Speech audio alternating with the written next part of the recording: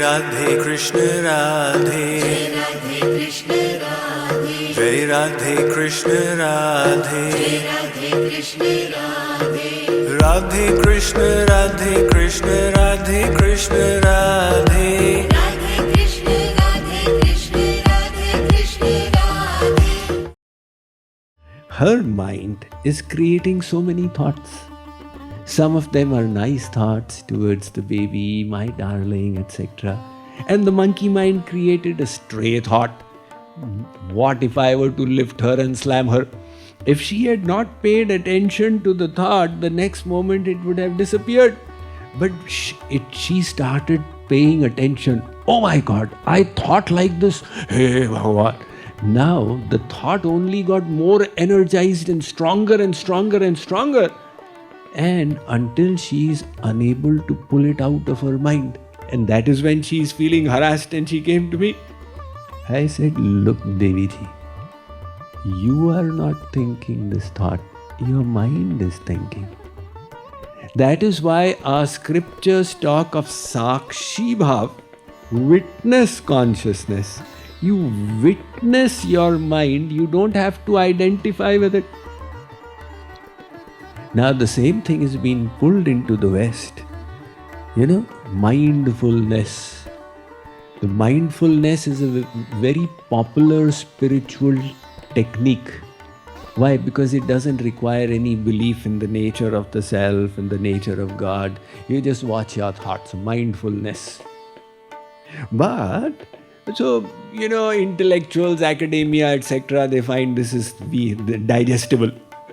However, the Vedas are giving a deeper form of it. They say you start off with knowledge of the self. I am the soul.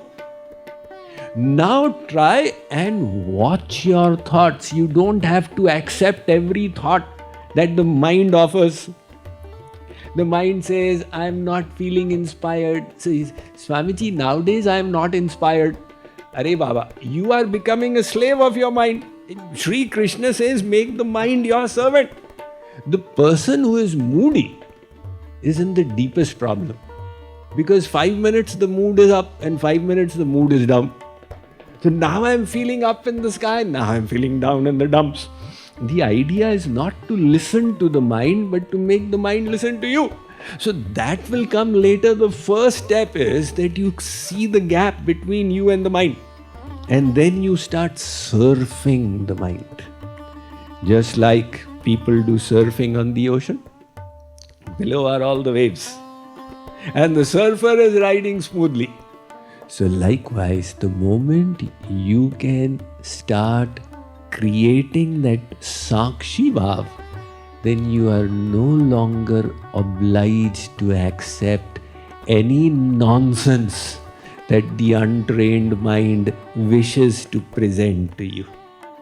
So Shree Krishna says that those yogis who create the distance, they can now start seeing their soul. And then you go little further and you can see the intellect also. Oh, the intellect is creating problems now. Hey Buddhi Devi, I will not listen to you, I'll make you listen to me. So this is the process of realization. So the next verse he says that God is also beyond your purview, just like the soul is beyond your purview. Now verse 12, Shree Krishna turns to God now.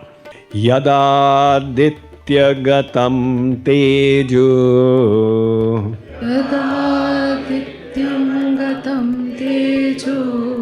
Jagad bhasayate khilam. Jagad bhasayate khilam. Yachandramasi yacchagnau. Yachandramasi yacchagnau. Tattejo vidhimamakam. Tattejo vidhimamakam. Translation: know that I am the brilliance of the sun that illuminates the entire solar system, the radiance of the moon and the brightness of the fire also come from me. The purpose of Shree Krishna was to detach your mind from the world and attach it to God. So you will get attached when you realize the significance of God.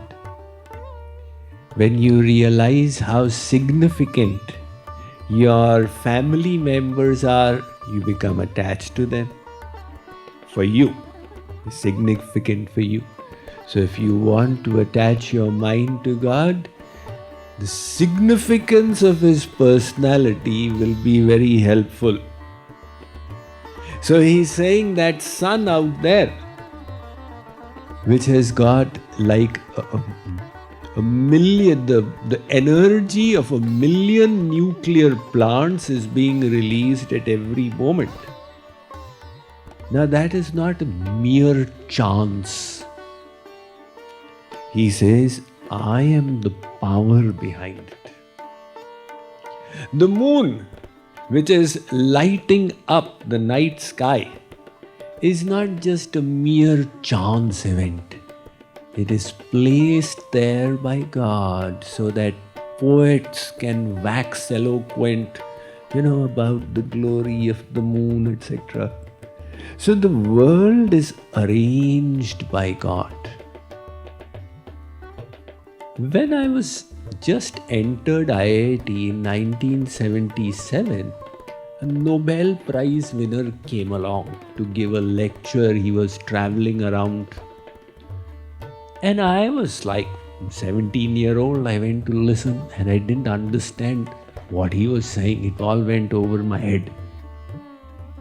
Later on, about 40 years later, his book came in my hand.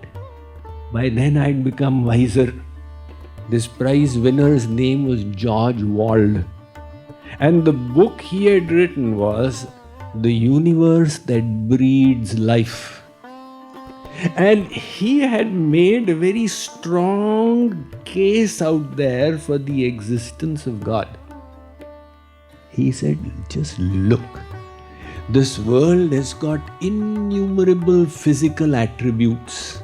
If any of them were slightly different, the world would never have existed.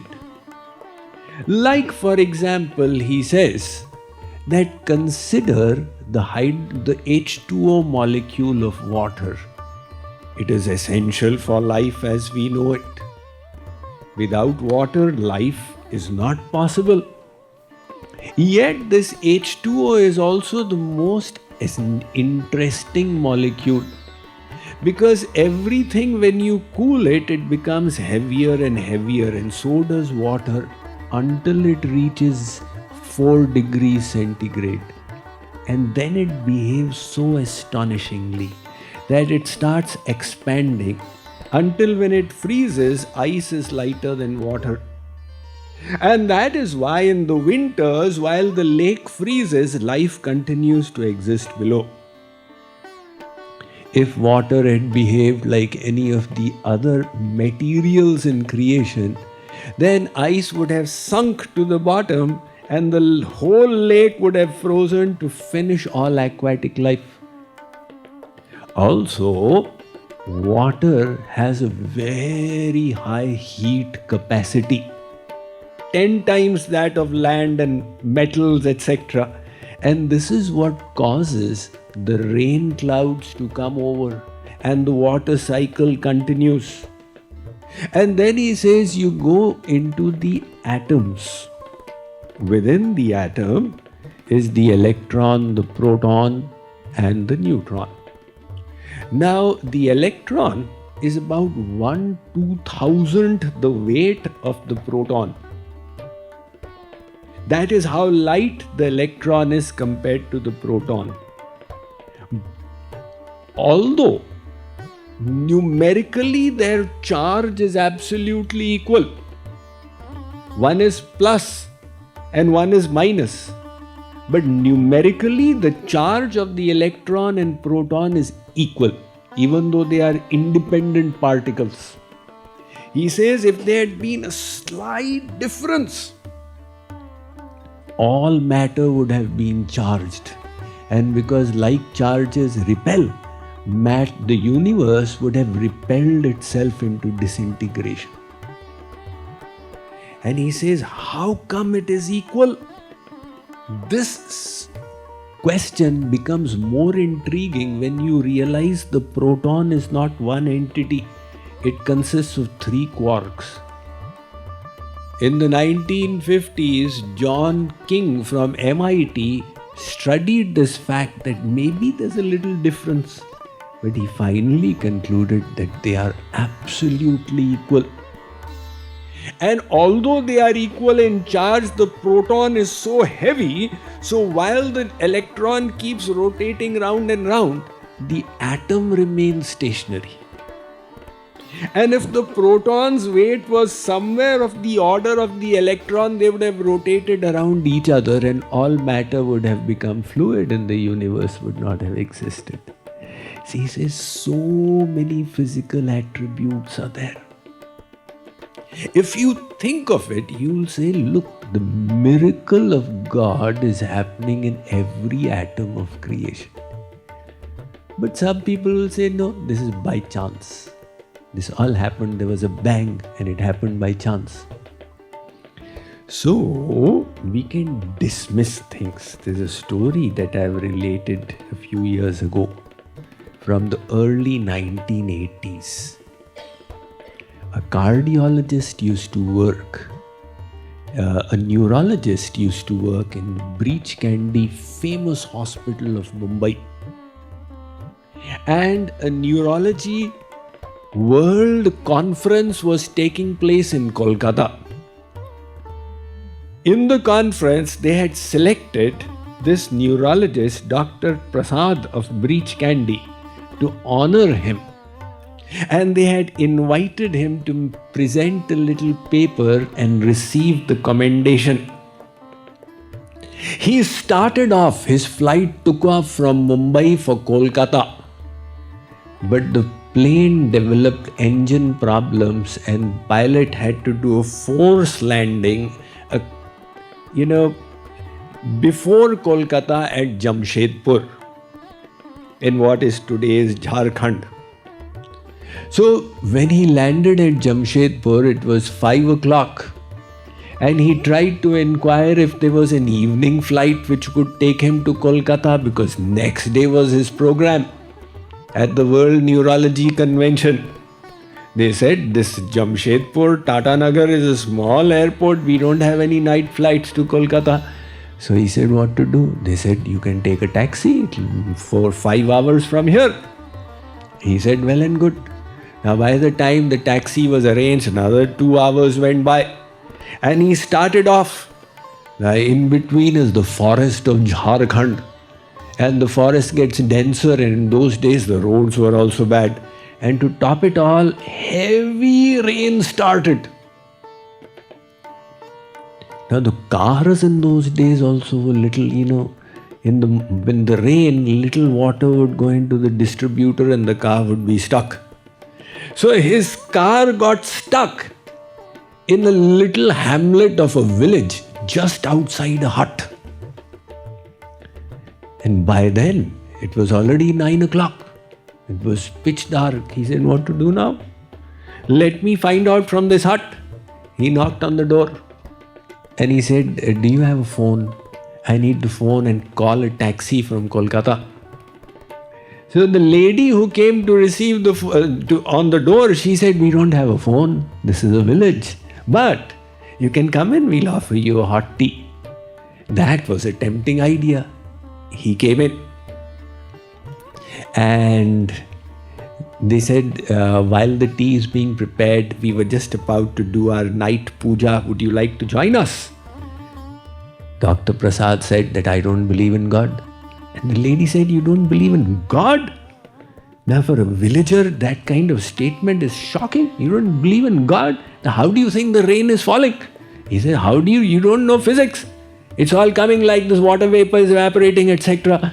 She said, of course there is a God. Without the God, how can the sun rise? Nevertheless, He said, these stupid people and their stupid beliefs. So the puja got over and she brought the cup of tea. And he saw that her 15-year-old son was behaving strangely. So he asked, what is wrong with him? She said, he has got epilepsy. And he has these fits because the brain goes into a seizure. And we took him to the big hospital in Tata Nagar. And they said that this will require a major surgery. And this surgery, there is only one surgeon who can do this surgery. And my husband told me that we don't have the money to go and meet any big surgeons.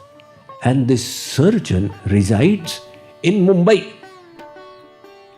And she said, I told my husband that I have faith in God.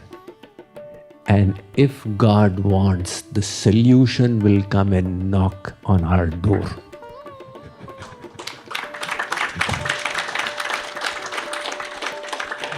You start choking while saying it.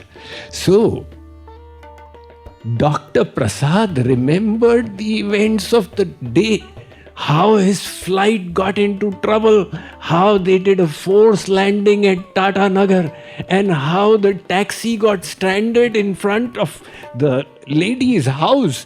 So he said, I believe there is a God. So it is the glory of God is manifesting everywhere. It is for us to open our eyes and see it. Ultimately, the soul has a choice. Soul says, prove it to me. God says, I've got no need to prove it to you. You decide. Mr. Scientist, you are also having faith. You are having faith in your senses. You are believing that my senses cannot deceive, which is a complete distortion.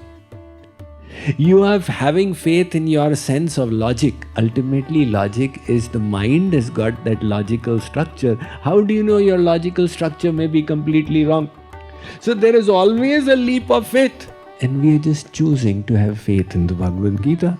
And the Bhagavad Gita is saying that this is the glory of God that is manifesting in the brilliance of the sun and the effulgence of the moon. That is what Shree Krishna says here.